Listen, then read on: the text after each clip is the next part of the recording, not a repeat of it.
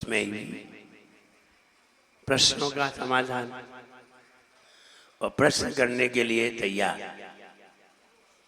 पहला प्रश्न करिए जिससे कि दूसरा प्रश्न हो सके। नमोस्तु आचार्य श्री, नमोस्तु आचार्य श्री, नमोस्तु आचार्य श्री। हमारी जिज्ञासा है आचार्य श्री कि कोई साधु या आर्यिका किसी कारणवश अस्वस्थ हो या कोई भी कारणवश साइकिल का उपयोग करते हैं या डोली का उपयोग करते हैं विहार करते समय, ऐसे में इरिया समिति का पालन नहीं हो पाता है तो उसके लिए क्या प्रायश्चित होता है?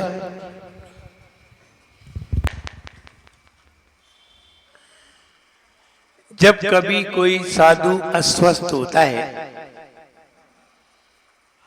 बहुत ही उसकी मजबूरी हो जाए,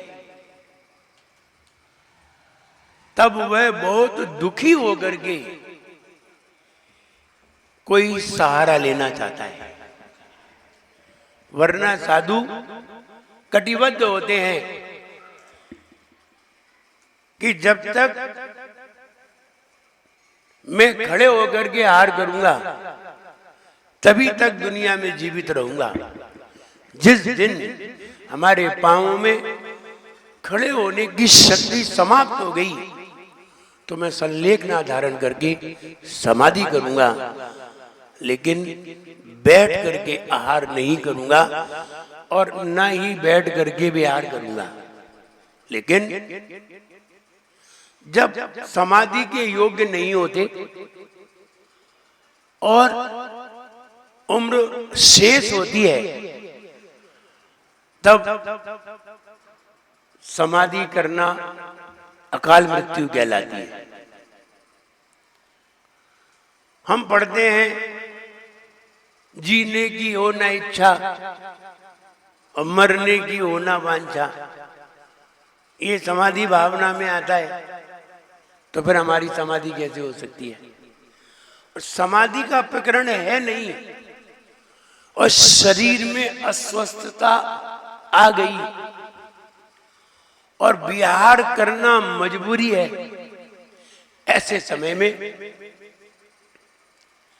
कोई साधु बड़े दुखी होकर के प्रायश्चित करते हुए, जाप करते हुए, व्रत उपवास करते हुए साधु कहीं डोली का, कहीं व्हील चेयर का सहारा लेता है। बाद में गुरुओं से प्रायश्चित ग्रहण करके शुद्धि को प्राप्त होता है। यदि कोई पानी की नाव में बैठना पड़ जाए साधु को तो उसका नियम होता है, अगर कोई मुनिराज हैं, आचार्य परमेश्वरी हैं, उपाध्याय हैं, आर्यिकाएं हैं, और अगर नदी को क्रॉस नाव में बैठ करके किया है तो उसे एक उपवास करना होता है। अगर कोई व्हील चेयर पे चला है तो उसे एक नीरस करना होता है। और जाप अलग है, जाप तो करता ही रहे। अगर कोई मुनिराज करते हैं तो 2 रस का त्याग करना होता है। अगर कोई आर्यिका माता जी क्षुल्लक अलग करते हैं तो 1 रस का त्याग करना होता है। ये प्रायश्चित है, एक शरीर की लाचारी है। साधु कभी खुश होकर के व्हील चेयर पे नहीं बैठता, साधु कभी खुश होकर के डोली में नहीं बैठता। इसलिए ये उसकी मजबूरी है और उस मजबूरी में उसे अंत में प्रायश्चित करके अपने व्रतों की शुद्धि करनी होती है। क्या ऐसा करना उचित है? ध्यान रहे, शास्त्रों में तो चतुर्थ काल के अनुसार कथन आया है। शास्त्र में ये भेद नहीं आया ये पंचम काल है, इसलिए सिद्धांत ऐसा कहता है। शास्त्रों में तो चतुर्थ काल जैसा विवेचन है, ऐसा ही चतुर्थ काल में विवेचन था। लेकिन शरीर की शक्ति के अनुसार ये सब हमें अपने संयम का पालन करना होता है। और वहाँ जैसी शक्ति होती है, पूर्व में गर्मी में पर्वतों के ऊपर खड़े होकर के तपस्या करते थे, सर्दी में नदी के किनारे बैठ करके शीत लहर में तपस्या करते थे, वर्षा योग में पेड़ों के नीचे बैठ करके तपस्या करते थे। अब वो कहाँ है? शास्त्र में तो लिखा है, प्राविट काले सविद्युत प्रवत्सल्ले वृक्ष मूलादिवासा, वृक्ष के मूल में करते थे तपस्या, लेकिन अब ऐसा नहीं करते। शास्त्र में लिखा है, फिर क्यों नहीं करते? अब ऐसी शरीर की शक्ति नहीं है, इसलिए उसके अभाव में इस तरीके से हम शरीर से साधना करते हैं और कहते हैं कि ये शक्ति प्रमाण, शक्ति बिना श्रद्धा धरी। शक्ति के समान तप आदि करना चाहिए, शक्ति से अधिक नहीं करना चाहिए। कभी कभी ऐसी परेशानी आ जाती है। मेरी संघ में माता जी थी, शिखर जी की वंदना करने के लिए चढ़ गए और मुनि सुब्रत नाथ से चंदब प्रभु की टोंक पर चले गए, और चंदब प्रभु की टोंक से आते समय पांव में तकलीफ हो गई। अब बीच में बैठे रह गए, आदिनाथ भगवान की टोंक पे जाने में तकलीफ हो गई, बैठ के रह गए। अब क्या करें? आखिरकार उन्हें डोली में वंदना कराते हुए नीचे लाना पड़ा। तकलीफ कभी भी हो सकती है, कहीं भी हो सकती है।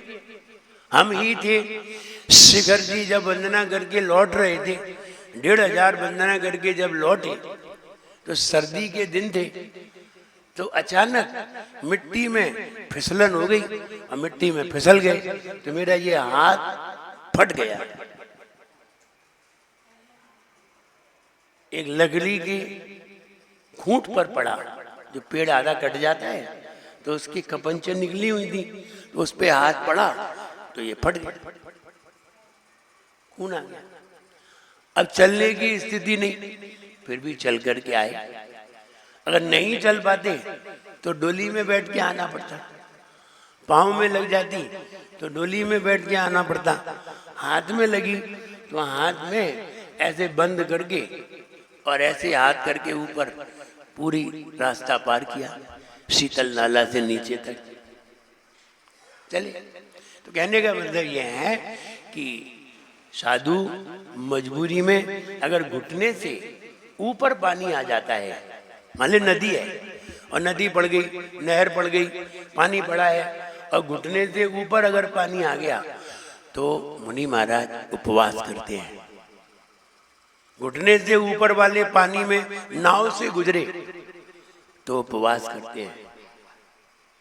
कोई पिकनिक मनाने थोड़ी जाते हैं, मजबूरी में निकलना पड़ता है तो उपवास करते हैं। घुटने से ऊपर, घुटने से नीचे होता है तो एक रस का त्याग करके जाप करते हैं।